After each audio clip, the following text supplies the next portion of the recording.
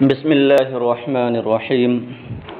الحمد لله رب العالمين، والصلاة والسلام على سيد الأنبياء والمرسلين وعلى آله وأصحابه أجمعين. السادس أن يكون علما معدولا بأن يكون على وزن فعل فيقدر معدولا عن وزن فاعل. اب یہاں سے عالم ممنوع من الصرف کی، عالم غیر منصرف کی چھٹی قسم بیان فرماتے ہیں. تو چھٹی قسم بیان کی ان یکون عالما معدولا، کہ وہ ایسا عالم ہے جس میں عدل پایا جاتا ہو. تو اسباب منع صرف میں آپ نے پہلے ہی نمبر پر عدل کا ذکر پڑھا ہوگا. تو یہ چھٹا عالم وہ ہے جس میں عدل پایا جائے. یہ بات یہاں جان لیں کہ عدل کی تعریف تو آپ پڑھ چکے ہیں ہدایت النحو میں، کہ لفظ کا اپنے اصلی صیغہ سے دوسرے صیغہ کی طرف بغیر کسی قاعدہ صرفی کے نکل جانا، بدل جانا، یہ عدل کہلاتا ہے، خواہ تحقیقاً ہو یا تقدیراً. تو یہاں یہ ذہن نشین رکھنا ہے کہ عدل جو منع صرف کا سبب ہے، یہ سبب تحقیقی نہیں بلکہ سبب تقدیری ہے. اس کا کیا مطلب؟ دیکھیے، اصل ہے عربوں کا غیر منصرف پڑھنا. تو اب جو دیگر اسباب ہیں، وصف، تانیث، معرفہ، عجمہ، جمع، ترکیب، وزن فعل، الف و نون زائدتین، یہ سب تحقیقی اسباب ہیں کہ ان کی ایک حقیقت ہے اور ان کا ایک وجود پایا جاتا ہے. آپ سمجھ سکتے ہیں کہ کلمہ کے اندر وصفیت تو پائی جاتی ہے، اس کا تحقق ہوتا ہے، تانیث کا تحقق ہوتا ہے. ایسے تمام اسباب جو ہیں وہ تحقیقی ہیں. لیکن کچھ اسماء ایسے غیر منصرف ملے کہ جن میں ان اسباب تحقیقیہ میں سے دو سبب نہیں پائے گئے، فقط ایک سبب، اور انہیں عرب غیر منصرف پڑھتے ہیں. تو ان کے اندر جب غور کیا گیا تو کچھ میں ایک قرینہ اور دلیل مل گئی اس بات پر کہ یہ لفظ اصل میں کچھ اور تھا اور اب یہ ہو گیا ہے، اور کچھ میں یہ دلیل نہیں ملی، کوئی ایسا قرینہ نہیں ملا کہ جس سے یہ پتہ چلتا کہ اس کی اصل پہلے یہ تھی اور اب یہ ہو گئی ہے. ہاں، اسے غیر منصرف پڑھتے ہیں. تو ایسے اسماء میں چونکہ دو سبب کا ہونا غیر منصرف کے لیے ضروری ہے اور دو سبب پائے نہیں جا رہے تھے، ایک ہی سبب پایا جا رہا تھا، تو اہل زبان نے ان میں عدل کا اعتبار کیا. تو یہ سبب اعتباری سبب ہے. تقدیری کا مطلب یہ تھا کہ یہ اعتباری سبب ہے، اس کو مانا گیا ہے، اس کا اعتبار کیا گیا ہے، اس کا تحقق نہیں ہوتا. ہاں، اب یہ ہے کہ اس میں دو طرح کے سامنے آئے. ایک وہ اسماء کہ جن کو غیر منصرف پڑھتے ہیں اور ان کے اصلی صیغہ پر کوئی دلیل اور کوئی قرینہ بھی پایا جاتا ہے، اسے عدل تحقیقی کہتے ہیں. اور کچھ وہ ہیں کہ جن میں کوئی قرینہ اور دلیل نہیں ہے، صرف غیر منصرف پڑھتے ہیں، تو ان میں صرف دلیل کے بغیر ہی مان لیا گیا. اس لیے اس عدل کو عدل تقدیری کہا جاتا ہے. تو عدل جو سبب ہے یہ خود اعتباری ہے. پھر اس عدل کے اندر دو قسمیں ہیں، عدل تحقیقی اور عدل تقدیری. عدل تحقیقی کا معنی لفظ کا اصلی صیغہ سے دوسرے صیغہ کی طرف غیر منصرف پڑھے جانے کے علاوہ کسی دلیل کی بنیاد پر نکل جانا. اور مختصر میں آپ یہ بھی کہہ سکتے ہیں کہ جس میں غیر منصرف پڑھے جانے کے علاوہ کوئی دلیل ہو اسے عدل تحقیقی کہتے ہیں، اور جس میں غیر منصرف پڑھے جانے کے علاوہ کوئی دلیل نہ ہو اسے عدل تقدیری کہتے ہیں. تو چھٹی قسم عالم غیر منصرف کی یہ ہے کہ وہ عدل والا عالم ہو، اور اس کی صورت بیان کر رہے ہیں بِأَن يَكُونَ، میں با یہ برائے تصویر ہے، بِأَن يَكُونَ عَلَى وَزْنِ فُعَلَ، بئیں طور کہ وہ فعل کے وزن پر ہو، وہ عالم فعل کے وزن پر ہو. فَيُقَدَّرُ مَعْدُولًا عَنْ وَزْنِ فَاعِلٍ، تو اسے وزن فاعل سے معدول مان لیا جائے. وَذَلِكَ كَعُمَرَ وَزُفَرَ وَزُحَلَ وَسُعَلَ، اور اس کی مثال عمر، زفر، زحل اور سعل وغیرہ اعلام ہیں. وَهِيَ مَعْدُولَةٌ عن عامر وزافر وزاحل وفاعل، اور یہ سارے اعلام یعنی عمر عامر سے اور زفر زافر سے اور زحل زاحل سے اور سعل ساعل سے معدول ہے. وهذا العدل تقدیری لا تحقیقی، اور یہ عدل یعنی عمر وغیرہ میں جو عدل پایا جاتا ہے یہ عدل تحقیقی نہیں بلکہ عدل تقدیری. میں نے بتایا کہ عدل کی دو قسمیں ہیں، عدل تحقیقی اور عدل تقدیری. کہتے ہیں اور یہ عدل تقدیری ہے، تحقیقی نہیں. وذلك ان النحاة وجدوا الاعلام التي على وزن فعل غیر منصرفة، اور اس تقدیر کا سبب یہ ہے اور اس کی وجہ یہ ہے کہ نحویوں نے ان اعلام کو غیر منصرف پایا جو فعل کے وزن پر تھے. وَلَيْسَ فِيهَا إِلَّا الْعَالَمِيَّةُ، اور ان میں سوائے عالمیت کے کوئی اور سبب نہیں. وَهِيَ لَا تَكْفِي وَحْدَهَا فِي مَنْعِ الصَّرْفِ، اور عالمیت تنہا غیر منصرف بنانے میں کافی نہیں ہے، منع صرف میں کافی نہیں. فَقَدَّرُوا أَنَّهَا مَعْدُولَةٌ عَنْ وَزْنِ فَاعِلٍ، تو اس میں مان لیا کہ یہ اعلام فاعل کے وزن سے معدول ہیں، یعنی اصل میں ان کا وزن فاعل تھا اور پھر اس سے یہ بدل کر کے عدول کر کے فعل کے وزن پر ہو گئے. اب یہ ہے کہ ان میں یہی کیوں مانا گیا کہ یہ فاعل کے وزن سے معدول ہو کر کے فعل کے وزن پر آ گئے ہیں؟ کہتے ہیں اس کا قرینہ یہ ہے لأن صيغة فعل وردت كثيرا محولة عن وزن فاعل، اس لیے کہ فعل کا وزن، فعل کا صیغہ یہ بکثرت کلام عرب میں وزن فاعل سے بدل کر وارد ہوا ہے، آیا ہے. کا غدر و فسق، جیسے کہ غدر اور فسق جو غادر اور فاسق کے معنی میں ہیں. تو غدر کا معنی غادر اور فسق کا معنی فاسق. تو چونکہ فاسق اور غادر سے بدل کر کے غدر اور فسق آیا ہے، تو چونکہ فعل کے وزن کو ہم دیگر مقامات میں پاتے ہیں کہ وہ فاعل سے بدل کر کے استعمال کیا گیا ہے، تو یہ اعلام جو فعل کے وزن پر تھے اور غیر منصرف تھے، اور غیر منصرف کے لیے یہاں دو سبب نہیں تھے، فقط عالمیت تھی، تو ان میں مان لیا گیا کہ یہ اصلاً فاعل کے وزن پر تھے اور اس سے عدول کر کے یہ فعل کے وزن پر ہو گئے. تو اصل یہاں کیا ہے؟ عربوں کا غیر منصرف پڑھنا. تو جن کو غیر منصرف پڑھتے ہیں ان میں عدل کا اعتبار کیا گیا ہے. اب لہذا جو اسم اس وزن پر ہو، یعنی کہ فعل کے وزن پر، لیکن اسے غیر منصرف نہ پڑھتے ہوں، تو اس میں عدل کا اعتبار نہیں کیا جائے گا.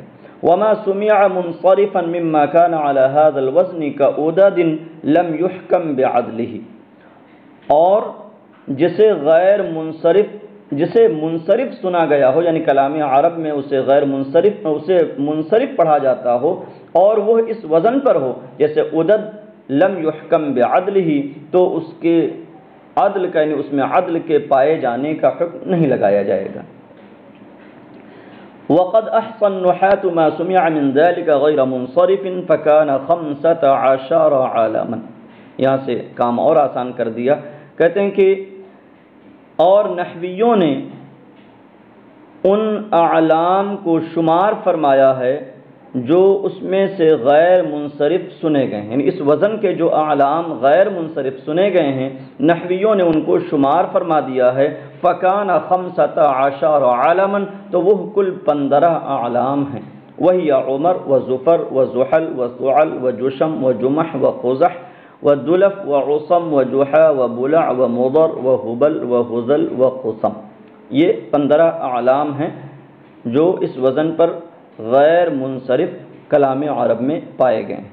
وعدها السیوطی فی ہمع الہوامع 14 باسقاط حزل، اور علامہ جلال الدین سیوطی علیہ الرحمہ نے ہمع الہوامع میں 14 شمار فرمائے، جس میں حزل کو انہوں نے ساقط فرما دیا، حزل کو ساقط کرتے ہوئے۔ تو یہاں تک عالم معدول کی بات مکمل ہو گئی۔ اب اسی وزن پر کچھ اور اسماء ہیں جو غیر منصرف ہیں، مگر یہ ہے کہ ان میں عالمیت نہیں پائی جاتی، تو کہتے ہیں وَيُلْحَقُ بِهَا جُمَعُ وَقُطَعُ وَبُصَعُ وَبُطَعُ، اور انہی اعلام سے ملحق ہیں جمع، قطع، بصع اور بطع، یہ 4 کلمات۔ یاد ہوگا کہ آپ نے تاکید کی بحث میں پڑھا ہوگا کہ کبھی تاکید لفظی ہوتی ہے یعنی لفظ کے تکرار کے ذریعے، اور کبھی تاکید معنوی ہوتی ہے۔ تاکید معنوی کے جو الفاظ آپ نے پڑھے تو اس میں آپ نے پڑھا ہوگا اجمعوا، اقطعوا، ابطعوا، ابصع، تو وہ مذکر ہیں، تو یہ اسماء تاکید کے لیے لائے جاتے ہیں۔ جس اجمع، اقطع، ابطع، ابصع کی جمع اقطعون، اجمعون، اقطعون، ابطعون، ابصعون آتی ہے، اور مؤنث جمعاء اور قطعاء، بصعاء، بطعاء ہے، اور اسی کی جمع ہے جمع، قطع، بصع، بطع۔ تو یہ 4 الفاظ تاکید ہیں، ایسے اسماء جن کے ذریعے تاکید لائی جاتی ہے، مگر چونکہ یہ مؤنث کے لیے ہیں۔ وَيُلْحَقُ بِهَا جمع وقطع وبصع وبطع، اور انہی اعلام سے ملحق ہیں جمع، قطع، بصع اور بطع۔ وہی اسماء یؤکد بها الجمع المؤنث، اور یہ 4 ایسے اسماء ہیں جن کے ذریعے جمع مؤنث کی تاکید لائی جاتی ہے۔ نحو مثال میں آپ کہیں گے جاءت النساء جمع وقطع وبصع وبطع، تو یہ حالت رفع کی مثال انہوں نے دی ہے کہ النساء مؤکد اور جمع، قطع، بصع، بطع تاکید کے لیے۔ اے جمیعہن، اور معنی کیا ہوتا ہے؟ تمام عورتیں آئیں، تو جمع بمعنی کیا ہے؟ جمیعہن، ایسے ہی قطع، بصع، بطع سب۔ وَرَأَيْتُهُنَّ جُمَعَ وَقُطَعَ وَبُصَعَ وَبُطَعَ وَمَرَرْتُ بِهِنَّ جُمَعَ وَقُطَعَ وَبُصَعَ وَبُطَعَ۔ تو یہ 4 اسماء غیر منصرف پڑھے گئے ہیں۔ اب ان کے غیر منصرف ہونے کا سبب کیا ہوگا؟ کہتے ہیں فَهِيَ مَمْنُوعَةٌ مِّنَ الصَّرْفِ لِلتَّعْرِيفِ وَالْعَدْلِ، پس یہ غیر منصرف ہیں معرفہ ہونے اور عدل پائے جانے کے سبب۔ تو دیکھیں ان میں عالمیت نہیں، لیکن ان کے اندر تعریف پائی جاتی ہے، اور معرفہ ہی اصل سبب ہے، اگرچہ زیادہ تر معرفہ کی قسموں میں سے معتبر عالمیت ہے، لیکن اصل سبب جسے شمار کرایا جاتا ہے سبب منع صرف کے طور پر، وہ ہے معرفہ ہونا۔ تو کہتے ہیں یہ اسماء غیر منصرف ہیں معرفہ ہونے اور عدل پائے جانے کے سبب۔ اما کونها معرفة فبدلیل انها تؤکد بها المعرفة کما رأیت، رہا ان کا معرفہ ہونا تو اس کی دلیل یہ ہے کہ ان کے ذریعے معرفہ کی تاکید لائی جاتی ہے، تو اس کا مطلب یہ ہے کہ ان کے اندر بھی تعریف پائی جاتی ہے، ورنہ معرفہ کی تاکید ان کے ذریعے نہ لائی جاتی۔ تو کہتے ہیں رہا ان کا معرفہ ہونا تو اس دلیل سے ہے کہ ان کے ذریعے معرفہ کی تاکید لائی جاتی ہے، کما رأیت، جیسا کہ آپ نے اوپر کی مثالوں میں دیکھا۔ اچھا، اب سوال یہ پیدا ہوتا ہے کہ ان کے اندر تعریف پیدا کیسے ہوئی؟ یہ معرفہ کی کون سی قسم میں داخل ہوں گے؟ کہتے ہیں وَتَعْرِيفُهَا هُوَ بِالْإِضَافَةِ الْمُقَدَّرَةِ إِلَى ضَمِيرِ الْمُؤَكَّدِ، اور ان کے اندر تعریف اس اضافت ضمیر مؤکد کی جانب مقدر اضافت کے ذریعے ہے، یعنی یہاں اضافت دکھائی نہیں دے رہی ہے لیکن اضافت ان کے اندر پائی جاتی ہے۔ جیسے کل ہے کہ اس کے لیے اضافت لازم ہے، یہ الگ بات ہے کہ کبھی اس کے لیے اس کے مضافلے کو ذکر کرتے ہیں، کبھی ذکر نہیں کرتے ہیں۔ تو یہی حال ان کا بھی ہے، اجمع، اقطع، ابطع، ابصع اور جمع، فتع، بصع، بطع کا بھی، کہ ان کے اندر بھی اضافت ضرور ہوگی۔ یہ الگ بات ہے کہ اس اضافت کا ظہور نہیں ہے، اضافت مقدر ہے۔ کیونکہ جب آپ کہہ رہے ہیں جاءت النساء جمع، عورتیں آئیں، جمع تمام، تو اس تمام سے کس کا تمام مراد ہے؟ کس کا کل مراد ہے؟ انہی عورتوں کا کل مراد ہے۔ تو ان اسما کی اضافت ہو رہی ہے ضمیر مؤکد کی جانب، انہی عورتوں کی ضمیر کی جانب اضافت ہوئی، اور اضافت مفید تعریف ہے۔ وَتَعْرِيفُهَا وَبِالْإِضَافَةِ الْمُقَدَّرَةِ إِلَى ضَمِيرِ الْمُؤَكَّدِ، اور ان کا معرفہ ہونا مؤکد کی ضمیر کی جانب مقدر اضافت کی وجہ سے ہے۔ اذ التقدیر جاءت النساء جمیعہن، اس لیے کہ تقدیر عبارت ہے جاءت النساء جمیعہن۔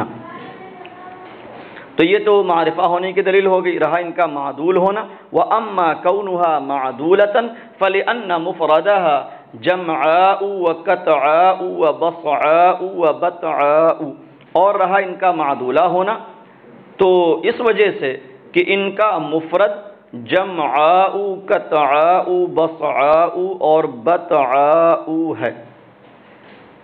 تو ان کا مفرد یہ ہے، اور یہ بھی یاد رہے کہ اگرچہ یہ اصلاً اجمع، اقطع، ابطع، ابصع یہ صفت کے کلمات ہیں، ان کے اندر معنی وصفی ہے، اجمع زیادہ جامع اور اسی معنی میں سب ہیں، لیکن بعد میں یہ منقول ہو گئے فقط تاکید کے خاطر استعمال کرنے کے لیے۔ ان کا جو معنی وصفی ہے وہ معتبر نہ رہا، اس لحاظ سے اب یہ وصفی نہ رہ گئے بلکہ اسمی ہو گئے۔ ان کے اندر معنی اسمیت اب پائی جاتی ہے جب تاکید کے لیے استعمال کیا جاتا ہے۔ تو اب جب یہ فعل، جمعاء وغیرہ اسمی ہیں تو فعلاء کے وزن پر ہو گئے، اور فعلاء اسمی کی جمع فعلاوات کے وزن پر آتی ہے، جیسے صحراء کی جمع صحراوات، اور یا پھر جمع تکسیر لائیں تو فعالا کے وزن پر آتی ہے، جیسے صحراء کی جمع صحارا۔ لیکن یہاں پر تو ان کی جمع نہ فعلاوات کے وزن پر ہے نہ فعالا کے وزن پر ہے بلکہ فعال کے وزن پر ہے۔ تو کہتے ہیں ان کا معدولہ ہونا تو اس وجہ سے کہ ان کا مفرد جمعاؤ قطعاؤ بصعاؤ اور بطعاؤ ہے، فحقها ان تجمع على جمعاوات وقطعاوات الى آخرها، تو ان کا حق یہ تھا کہ ان کی جمع جمعاوات، قطعاوات وغیرہ کے وزن پر آتی، لأن ما كان على وزن فعلاء اسما فحقه ان يجمع على فعلاوات كصحراء وصحراوات، اس لیے کہ جو فعلا اسمی کے وزن پر ہو تو اس کا حق یہ ہے کہ اس کی جمع فعلاوات کے وزن پر آئے، جیسے صحرا کی جمع صحراوات، ولكنهم عدلوا بها عن فعلاوات الى فعل، لیکن ان میں اہل زبان نے فعلاوات سے فعل کی جانب عدول کر دیا۔ تو پتہ چلا کہ ان کے اندر عدل بھی پایا جاتا ہے۔ تو ان کا معرفہ ہونا،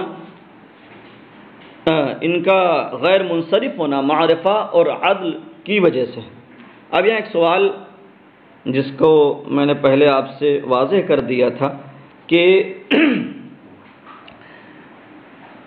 عالمیت کی وجہ سے تو غیر منصرف ہوتا ہے لیکن معرفہ ہونے کی وجہ سے، تو میں نے کہا تھا کہ اصل سبب تو معرفہ ہونا ہی ہے۔ یہ الگ بات ہے کہ کثرت سے عالمیت آتی ہے، تو سبب تو معرفہ ہونا ہے، لہذا سبب پا لیے گئے، دو معرفہ ہونا اور عدل۔ تو کہتے ہیں اس کا کیا کوئی شاہد بھی ہے کلام عرب میں کہ معرفہ اور عدل کی بنیاد پر وہ غیر منصرف ہوا ہو؟ کہتے ہیں وَمِمَّا جَاءَ غَيْرَ مَصْرُوفٍ لِلتَّعْرِيفِ وَالْعَدْلِ سَحَرُ مُجَرَّدًا مِنَ الْأَلِفِ وَاللَّامِ وَالْإِضَافَةِ مُرَادًا بِهِ سَحَرُ يَوْمٍ بِعَيْنِهِ۔ کہتے ہیں ہاں اس کی مثال ہے، اور اس میں سے جو تعریف اور عدل کی وجہ سے غیر منصرف آیا ہے اس میں سے سحر کلمہ ہے، سحر لفظ ہے، بشرطے کے درا حالے کی وہ الف لام سے اور اضافت سے خالی ہو، اور اس سے مراد معین دن کی سحر ہو، خاص دن کی، یعنی آج کی سحر مراد ہو، یا کسی بھی معین دن کی سحر مراد ہو۔ ہاں تو کہتے ہیں کہ جو تعریف اور عدل کی وجہ سے غیر منصرف آئے ہیں ان میں سے سحر ہے درا حالے کی الف لام سے اور اضافت سے خالی ہو، اور اس سے مراد معین دن کی سحر ہو۔ فلا یکون الا ظرفا، تو یہ نہیں ہوتا مگر ظرف، یعنی جب بھی استعمال میں آتا ہے تو ظرف بن کر ہی آتا ہے۔ کجئت یوم الجمعۃ سحارا، کجئت یوم الجمعۃ سحارا، میں جمعہ کے دن صبح صبح آیا۔ تو یہاں سحر سے مراد جمعہ کے دن کی سحر ہے، نہ کہ عام سحر، کسی دن کی سحر نہیں، خاص جمعہ کے دن کی سحر۔ تو یہ تعریف کی وجہ سے اور عدل کی وجہ سے غیر منصرف ہے۔ تو تعریف اس کے اندر کیسے کریں؟ اما کونہ معرفۃ فلانہ ارید به معین، رہا اس کا معرفہ ہونا تو اس وجہ سے کہ اس سے معین سحر مراد ہے۔ واما کونہ معدولا فلانہ معدول عن السحر بالالف واللام، اور رہا اس کا معدول ہونا تو اس وجہ سے کہ یہ السحر الف لام والے سے معرف باللام سے معدول ہے۔ کیسے؟